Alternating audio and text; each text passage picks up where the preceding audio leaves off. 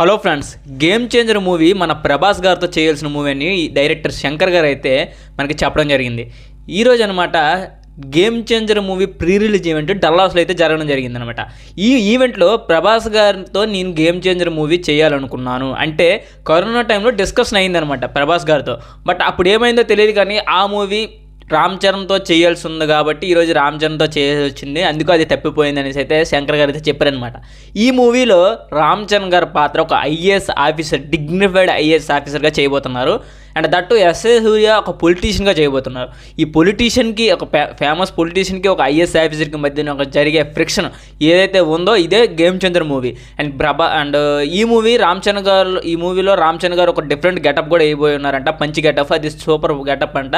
And that ప్రతి ఒక్కరూ వారు పాత్ర అద్భుతంగా పోషించారు, సునీల్ గారు కానీ బ్రహ్మానందన్ గారు అనేసి అయితే చెప్పడం జరిగింది. వీడియో నచ్చితే లైక్ అయితే చేసుకోండి, గేమ్ చేంజర్ కోసం కామెంట్ చేయండి.